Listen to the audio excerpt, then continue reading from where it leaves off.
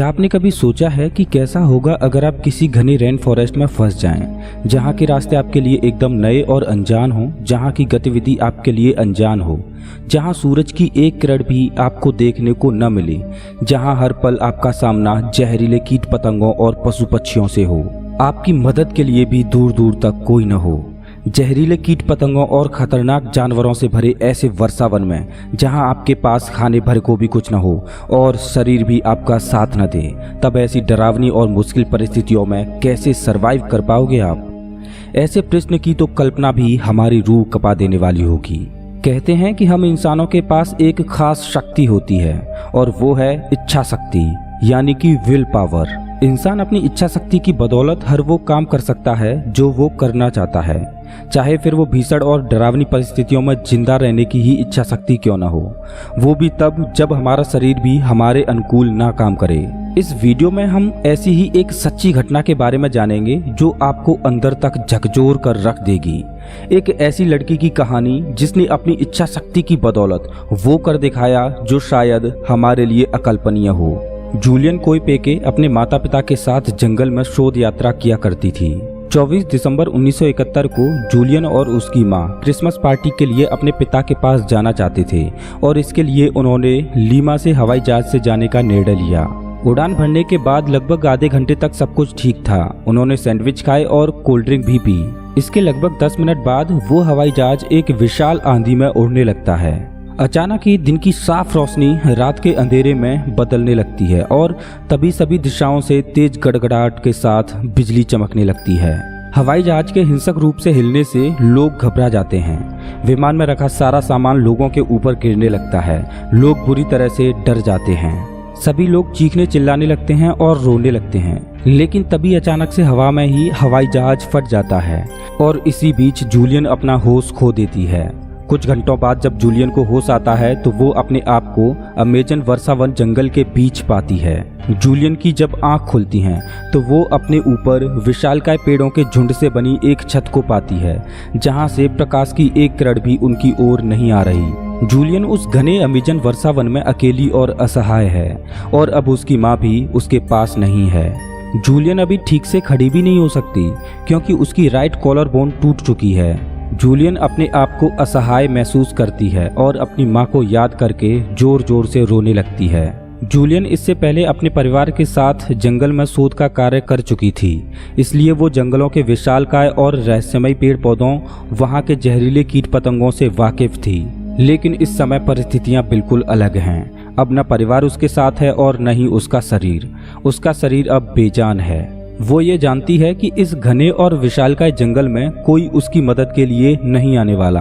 उसे अपनी मदद खुद ही करनी होगी। ऊपर आसमान में उड़ते हुए जहाजों की आवाज को वो सुन सकती थी, लेकिन जंगल ज्यादा घना होने की वजह से कोई उसे देख नहीं सकता। जूलियन इस विशालकाय जंगल से बाहर निकलने की कोशिश करती है ताकि बचाव दल उसे जल्दी से जल्दी देख ले और उसे अपने घर पहुंचा दे। लेकिन इसी सोच में एक और रात बीत जाती है। जूलियन इस जंगल में 3 दिन बिता चुकी है, लेकिन अभी तक जूलियन को कोई भी मदद नहीं मिलती। जूलियन अब मानसिक रूप से पूरी तरह हताश और निराश हो चुकी है। अमेजन वर्षावन की बेहद सर्द भरी रात में जूलियन के पास केवल एक शॉर्ट कुर्ती और एक सैंडल था। वो पेड़ों की पत्तियों की आड़ में जैसे तैसे अपनी रात काटती थी। 29 और 30 दिसंबर यानी 5वें और 6ठे दिन जूलियन को वहां से बहती एक छोटी नदी मिलती है, जिसे देखकर उसके हताश मन में आशा की एक किरण नजर आती है। वो उस नदी के किनारे किनारे चलती है और उसमें तैरकर वो उसके अगले छोर पर पहुंच जाती है। अब जूलियन को लगने लगा कि वो अब जल्द ही अपने घर पहुंच जाएगी, लेकिन समय की रफ्तार और धीमी हो गई और आज भी कोई उनकी मदद के लिए नहीं आया और ऐसे ही 2 और दिन बीत गए। प्रत्येक रात को जब सूरज डूबता है तो जूलियन को एक सुरक्षित स्थान की जरूरत पड़ती जहां वो रात बिता सके, लेकिन मच्छर और मक्खियों की गूंजती आवाज से वो रात नर्क जैसी मालूम होती।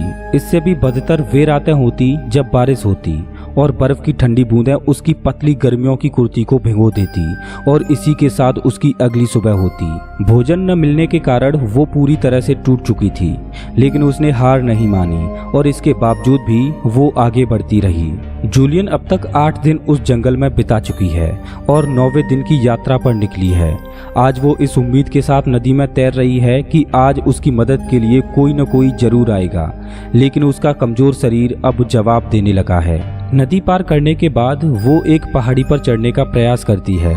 वहाँ चोटी पर पहुंचकर उसे एक छोटा सा आश्रय दिखाई देता है, लेकिन वहाँ कोई व्यक्ति मौजूद नहीं था।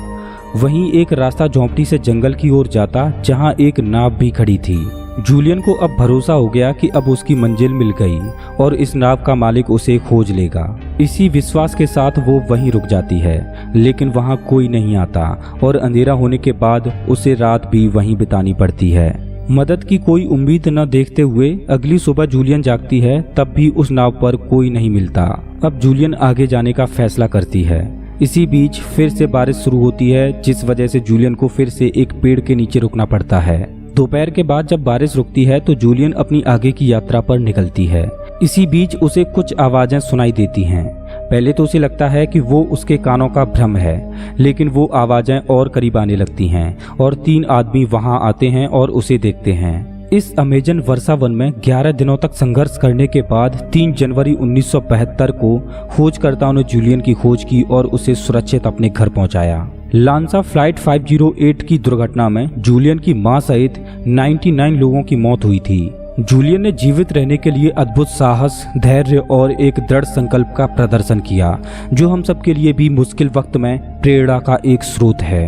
दोस्तों, अगर आपको ये वीडियो पसंद आया हो तो लाइक करें और ऐसे ही मजेदार वीडियोज के लिए चैनल को सब्सक्राइब करें, साथ ही बेल आइकन दबाएं।